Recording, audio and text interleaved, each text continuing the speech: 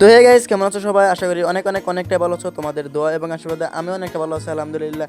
Welcome to my YouTube channel রাব্বুল আলামিন lifestyle 07 and আমি রাব্বুল আলামিন। তো গাইস, আজকে একটা সুন্দর চকচকে জগজগে ব্লগ নিয়ে চলে আসছে তোমাদের মাঝে। আর আজকের ব্লগটা হতে চলেছে অনেকটাই মজাদার, কারণ আজকের ব্লগে দেখাতে চলেছে আমাদের জলেস্টার সমষ্টি এমএলএ সাহেবের বাড়ি, সাথে তার পুকুরিটাও। আর আমি কিন্তু একা যাচ্ছি না, আমার সাথে যাচ্ছে আমার একটা বন্ধু। তো গাইস, আমাদের টোটো করে যাওয়ার একটাই কারণ, আমাদের বাড়ি থেকে কিন্তু এমএলএ সাহেবের বাড়ি প্রায় 7 কিলোমিটার।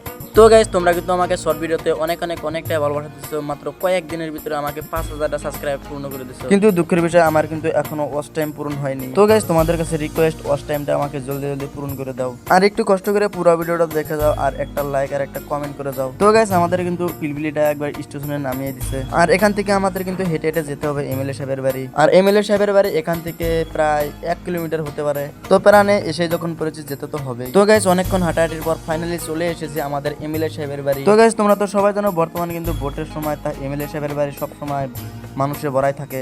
এসব ছাড়াও এখন আমরা হাঁটতে চলে যাব এমএলএ সাহেবের পুকুরিটা কিন্তু অনেকটাই বড়, আর ওই পুকুরিটা তোমাদের দেখাবো আজকে।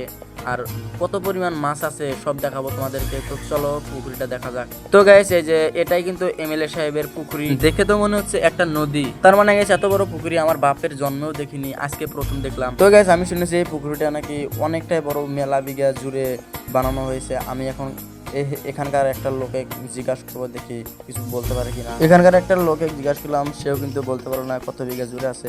মোটামুটি আইডিয়া করলো যে 30 বিঘা জুড়ে আছে, কিন্তু আমার তো মনে হচ্ছে এর থেকেও বেশি আছে। তো গাইস, এই পুকুরিতে এত বড় মাছ আছে, কি বলবো গাইস তোমাদেরকে। আমার নিজের চোখে দেখলাম মাছগুলা কিভাবে ফালাচ্ছে ও লাফাচ্ছে।